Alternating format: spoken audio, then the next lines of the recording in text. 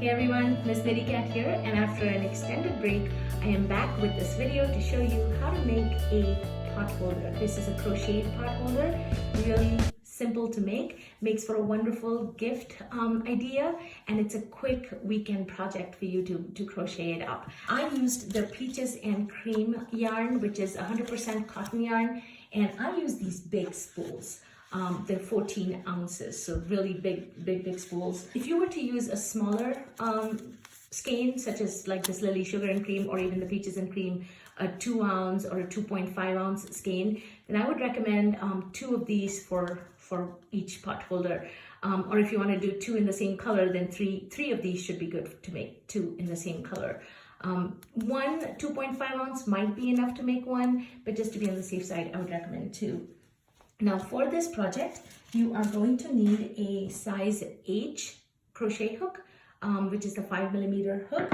You're gonna need a pair of scissors, you're gonna need a darning needle, and then a couple stitch markers. They don't have to be this kind of stitch markers, just safety pins will do as well. So let me show you how to make these. With any crochet project, you're gonna start with a slip knot. So just like that.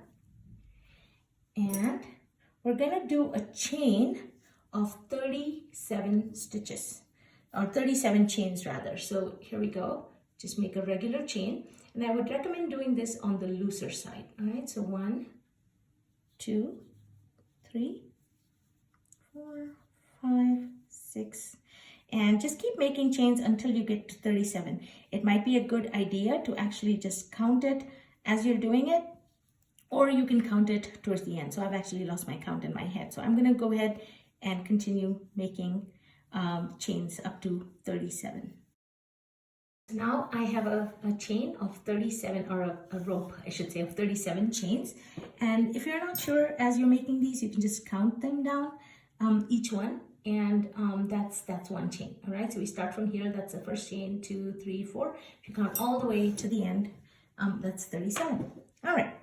Now we're going to start our first row.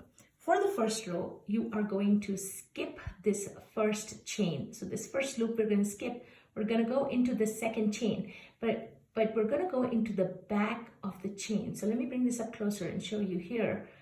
You can see that in the back of the chain, there's these bars, right? Behind each chain, there's this bar. So we're going to insert our needle into that bar. So you're going to take your crochet hook, rather, and insert it into that bar and pull through. We're going to do a single crochet in here. So pull through once and then pull through twice. All right. Now that is your first stitch that you've made, your first single crochet. You're going to take your stitch marker and insert it into either one of the legs of that chain, either this one or that one, doesn't matter.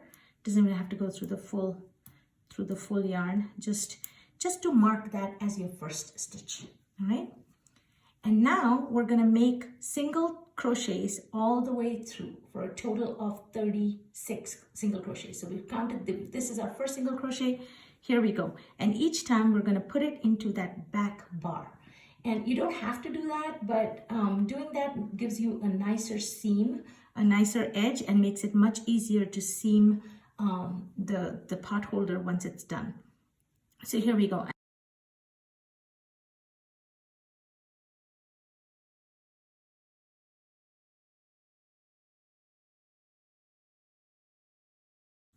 All right, so I've come now to the last 3 stitches or last 3 chains, and I'm going to make single crochets in each one of those. So here we go. Here's the first one. Here's the second to last one. And again, this first row where you're having to find that back bar and insert your hook in there might prove just a little bit challenging, but it's not so bad. And then here's the last stitch.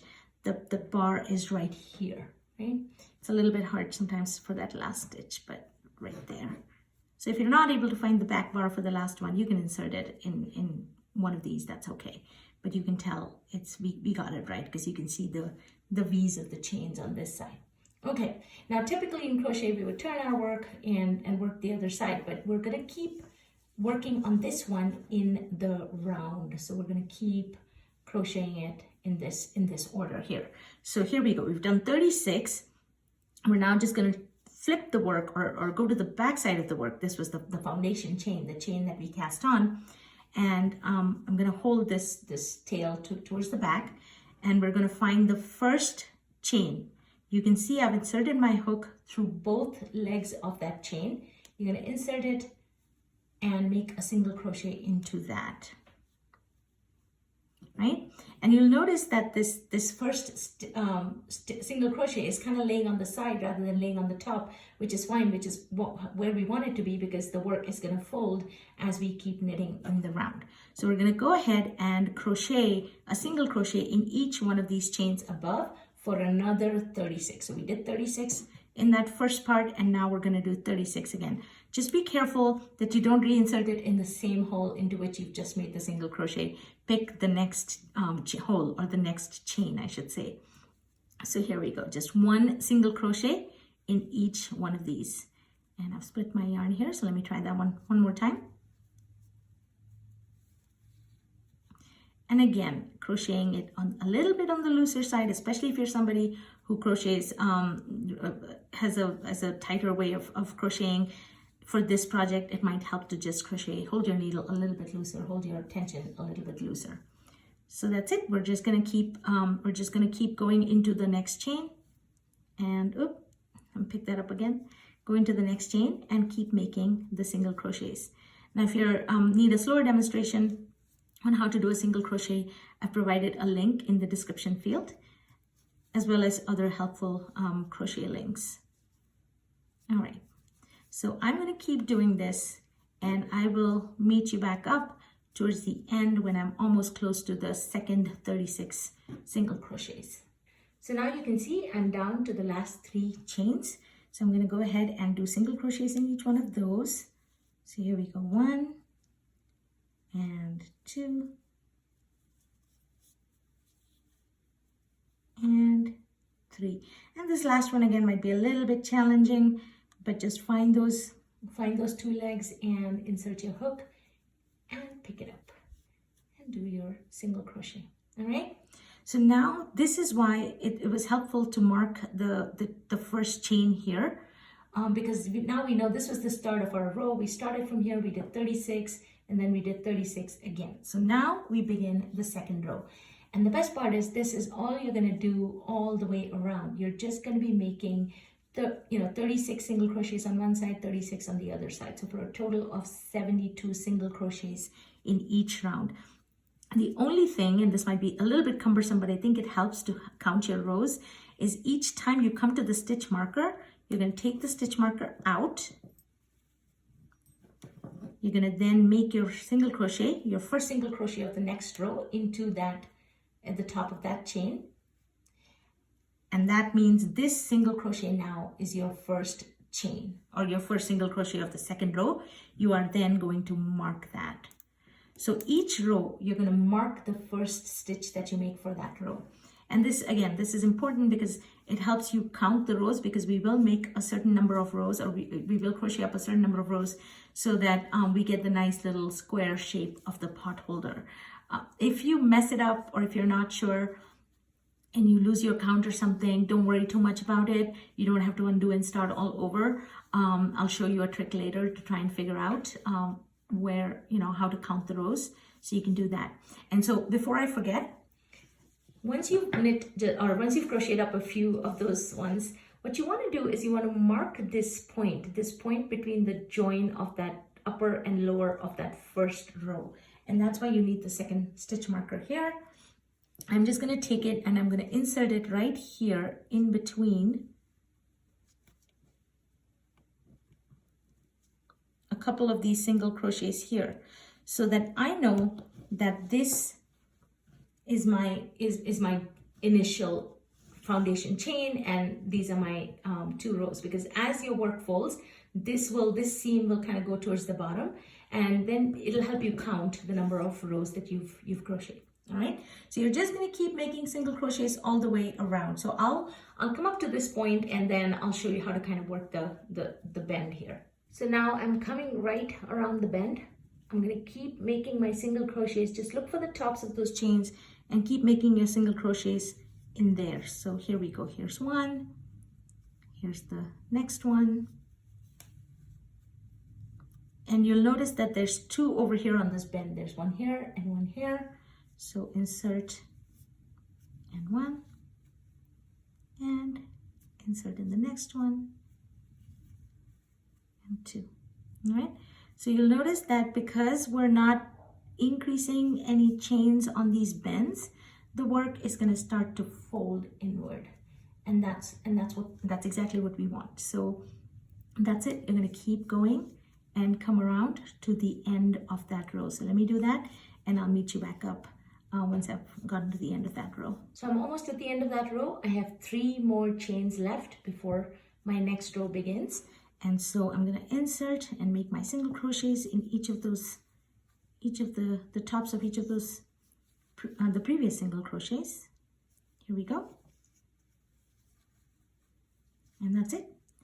That's the end of the second row. Now I'm going to do the same exact thing for row 3, row 4. Keep doing this all the way through row 20. But again, remember, when you get to the start of the next row, take out the clip, make your first stitch, your first single crochet, and reinsert the clip on the top of that first single crochet. Now you'll notice what's happening is as you keep doing the rows, this clip is going to keep coming down. It's not always going to be at this end. It'll keep kind of sliding down as you keep doing this. So you're going to keep doing this for 20 rows, okay? And at the end of that, the work is going to look like this. So here, I have this sample knit up or crocheted up, and it's in that other colorway, the one with more white, as you can see here. But you'll see how the work, this is where we started, right? Our first chain, we have this marker here, and you can count the rows. So this is why it helps with this marker. You can count the rows, and each one of these ridges that you see is one row. So 1, 2, 3, 4, 5, 6, 7, 8, 9, 10, 11, 12, 13, 14, 15, 16, 17, 18, 19, 20. I've just completed 20 rows, and I've reached this end where my marker. So you notice the marker slipped a little bit, not by that much, but it slipped down, all right? So once you've gotten to this point, this is actually kind of nice. You could just end up here and make a nice little zippered pouch or something. So you can use it that way as well. But now what you want to do is you want to take your work, kind of hold it like that, and fold it over. And this is how our pot holder forms. So you'll notice that it creates a nice little square edge here and a nice little square edge here. Now, if you get to this point and your work kind of looks like this, where it doesn't quite look like it's a square edge, looks more on the rectangular side, you could do another round, make it 21 rounds instead of 20. But for the most part, if you follow this pattern, it should kind of square up. You may have to stretch it out a little bit, but if not, you can do one more round. And that's it. So when you get to that point, we want to get our yarn to this end here, to one end here, to end the work, and then we're going to seam this edge. So to do that, I'm going to, looks like I've lost a single crochet here. So let me go ahead and remake that last single crochet of round 20, right? So now I'm going to take this marker off once and for all and put it away. I know that was the most cumbersome part for me, was to keep taking the marker off at each round and putting it in, but it was helpful to keep my rows in order. All right, so now I'm going to single crochet all the way to the end, and it'll come to about 23 single crochets. All right, so let's count them. Here we go. 1 and 2. So you're still continuing to do the same thing. Single crochet at the top of those chains. 3, 4, 5, and I might lose my count, and hoping you guys will keep me straight. 6, 7, 8, 9, and 10, 11, 12, 13, 14,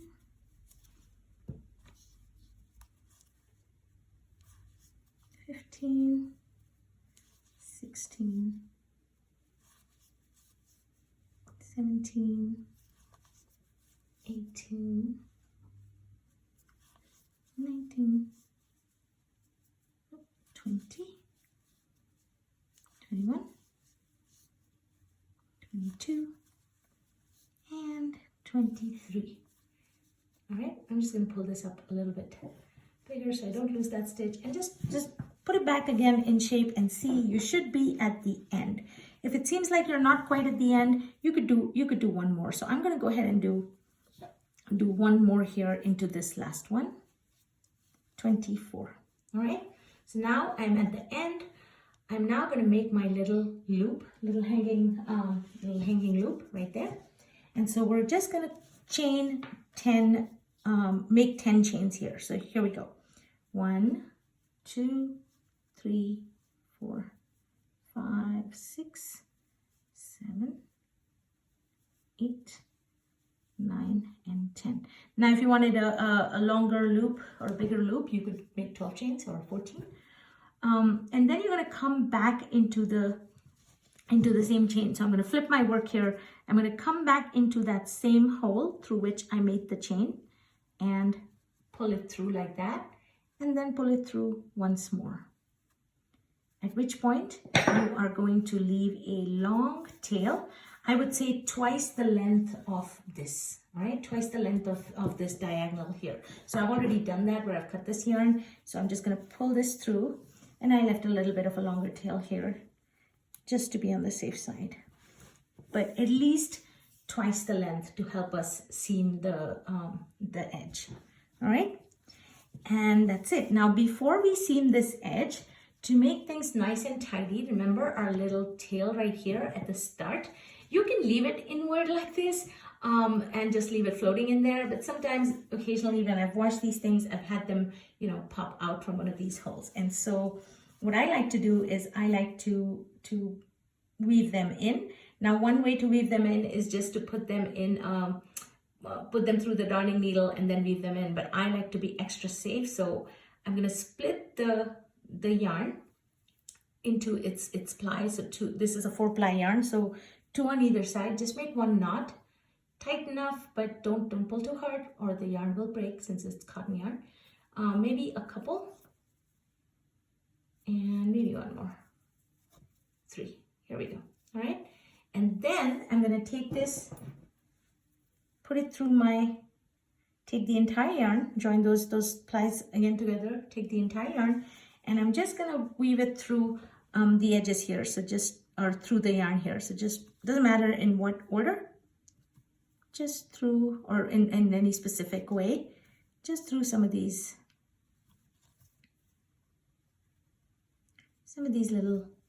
little bumps and notches right here. That should be good. All right, and then take your scissors and snip as close to the edge as possible. There. So that end is weaved in. It's nice and clean. And now we're ready to seam. So hold your work, keep your work this way, with the loop up here and these edges lined up like that. All right, and these will line up really nicely, and you can count them down. Let me bring this up a little bit closer so you can see. But you see the first V here, or rather here. You see this first V here, and this V, and this and this and this and this. If you line them up, they'll keep lining up all the way to the end. So take your yarn, put it through the darning needle or the tapestry needle. Get these things out of the way here.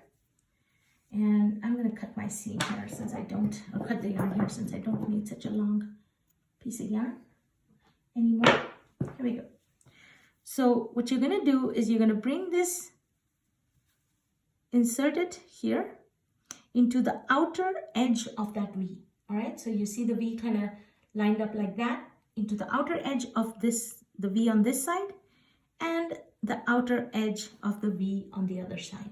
All right, and this is why picking up making the initial foundation, initial row of single crochets from the back of the stitch helps, because it gives you this pretty little edge. And that's it. You're going to keep doing that for each of these pairs. So one from here, and you always insert from the right. So this yarn will cross over like this, and it'll give you a neater edge. So here and here, yarn, our needle goes underneath the yarn. And so this is just a whip stitch way of seaming this edge, which is one of the simplest ways to do it. And keep doing it. You don't have to pull super tight at this point. Do a few like this.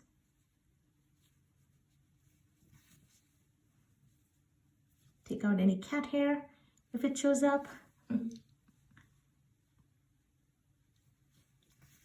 And after you've done a few, you can just tug on it just a little bit to tighten it up, not too much. And you'll see how it gives a very nice, neat edge. So you're going to keep doing this all the way to the end. And so now I am at the very end, just 3 more stitches left here to seam. So I'm going to go ahead and seam those, continuing the same technique all the way through the outer edge of one V to the outer edge of the other V, and then this very last stitch right there, and pull it through. This is where you can tighten it up a little bit more if you want to. Just make sure that the seam looks good, and that's it. You're done. I'm going to snip this yarn, leave about a 6-inch tail or so snippet, and I'm going to do the same thing that we did before.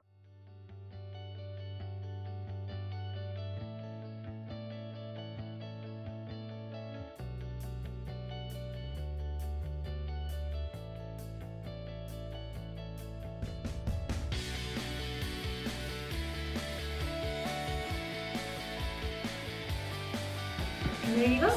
You've got your wonderful little pot holder. Oh, let me take this guy out now. So let me know if you have any questions. Leave them in the comments field for me. Any suggestions for future videos. As always, thank you so much for watching. Your support and your likes mean a lot. Thanks for watching, and happy crocheting.